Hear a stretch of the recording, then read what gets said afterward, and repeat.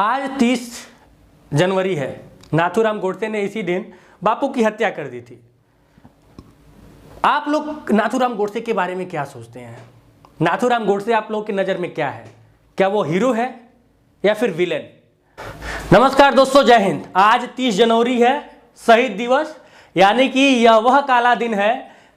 1948 को इसी दिन महात्मा गांधी पर छठी बार हमला करके उनके सीने में 3 गोलियां दागकर नाथूराम गोडसे ने उनकी निर्मम हत्या कर दी थी। और आज मैं आपको उन तथ्यों को बताने वाला हूं जिस तथ्यों के आधार पर आपको पता चलेगा कि नाथूराम गोडसे असल में था क्या। क्योंकि आज व्हाट्सएप यूनिवर्सिटी के कई सारे विद्यार्थी नाथूराम गोडसे को भगवान मान बैठे हैं। मैं ये नहीं कह रहा हूं कि कोई एक पक्ष सही है या फिर कोई एक पक्ष गलत है, लेकिन आज जिस तरह से बापू महात्मा गांधी जी की अवहेलना हो रही है, यह बात याद रखिएगा कि इतिहास आप लोगों को कभी माफ नहीं करेगा। एक बूढ़ा व्यक्ति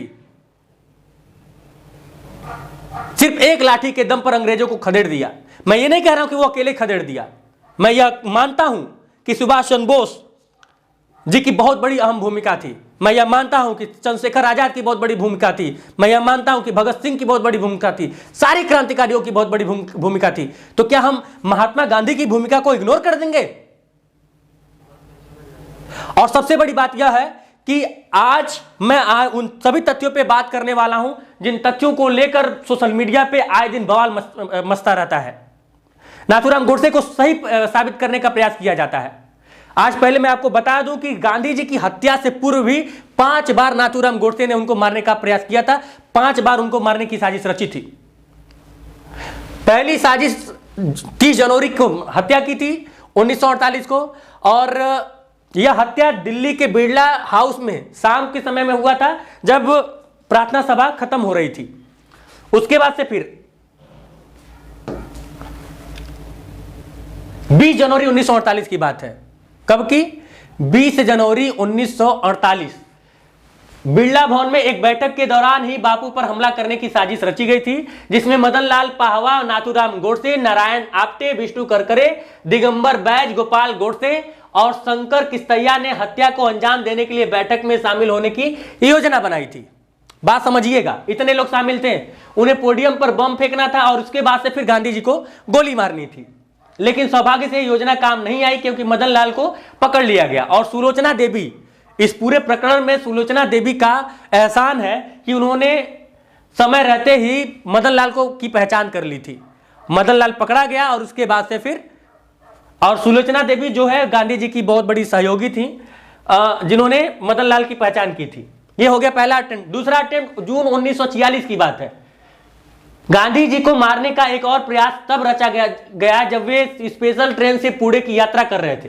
ट्रेन की पटरियों पर रखे पत्थरों में दुर्घटनाग्रस्त हो गई थी और चालक ने अपने कौशल से लोगों की जान बचा ली।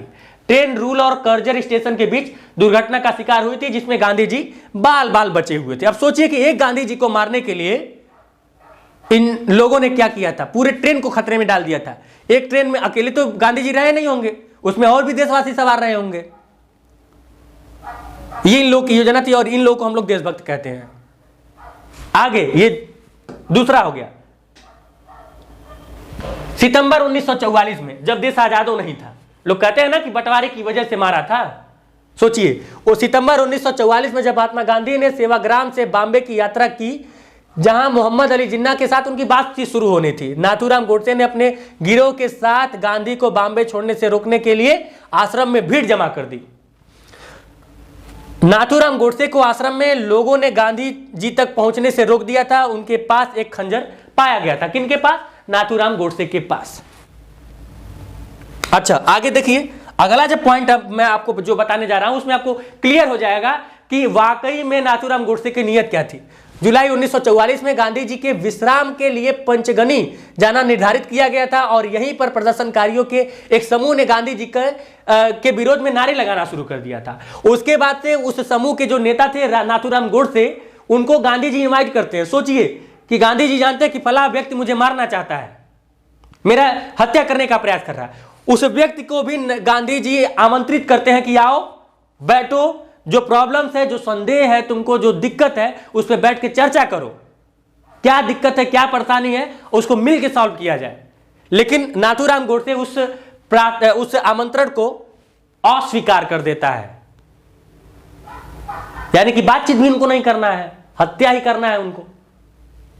और व्हाट्सएप यूनिवर्सिटी वाले नाथूराम गोडसे की जय, नाथूराम गोडसे की जय, नाथूराम गोडसे की जय कर रहे हैं। अगला, अच्छा, उस सभा में भी नाथूराम गोडसे ने उनको मारने का प्रयास किया था। हुआ क्या कि जब नाथूराम गोडसे बापू की तरफ बढ़ रहा था तो उस समय सतारा के मणिशंकर पुरोहित और भिलारे गुरुजी ने उनका सामना किया था, यानी कि नाथूराम गोडसे का, और उनको गांधी जी तक जाने से रोक लिया था। फिर 25 जून 1934 को जब गांधी जी भाषण देने पुणे आए थे, साजिशकर्ताओं ने बापू को मानकर एक कार पर बमबारी कर दी। लेकिन उस कार में बाद में पता चला कि बापूजी नहीं थे, वो बापूजी उस कार से यात्रा ही नहीं कर रहे थे, तो वहां पे उनकी जान बच गई। अब सोचिए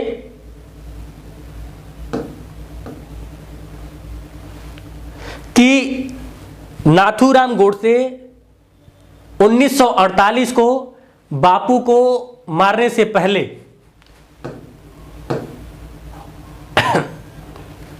और आजादी से भी पहले कई बार यह प्रयास कर चुका था कि गांधी जी की हत्या कर दी जाए।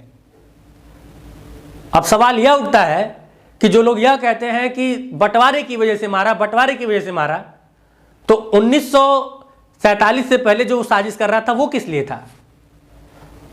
1934 में क्या था? और सबसे बड़ी बात यह है कि नाथूराम गोडसे अगर इतने बड़ा देशभक्त था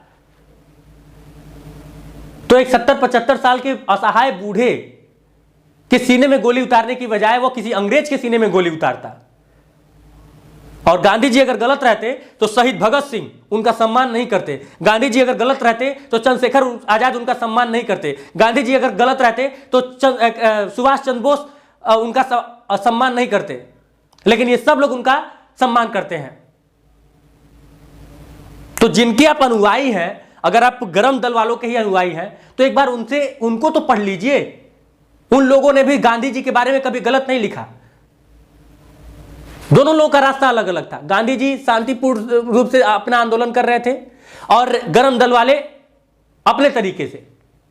तो क्या हम दोनों को निगलेक्ट कर देंगे? दोनों हमारे देश के लिए जरूरी थे। जितना जरूरी चंद्रशेखर आजाद थे, जितना जरूरी भगत सिंह थे, जितना जरूरी सुभाष चंद्र बोस थे, जितना जरूरी अन्य गरम दल के लोग थे, उतना ही जरूरी नरम दल के लोग भी थे। इतिहास के साथ छेड़छाड़ करने का प्रयास मत कीजिए। और एक मूवी आ रही है, नाथूराम गोडसे वर्सेस बापू गांधी जी, उस मूवी का रिव्यू करूंगा। कमेंट बॉक्स में कमेंट करके बताइए कि उसका रिव्यू करूं कि ना करूं, क्योंकि ऐसी मूवी पर रिव्यू मैं करना नहीं चाहता हूं, लेकिन फैक्ट बताने तो करना पड़ेगा। बाकी नाथूराम गोडसे के बारे में और बापू के बारे में आप क्या सोचते हैं, हमें कमेंट बॉक्स में कमेंट करके जरूर बताइएगा। मिलते हैं अगली वीडियो में, तब तक के लिए नमस्कार, जय हिंद।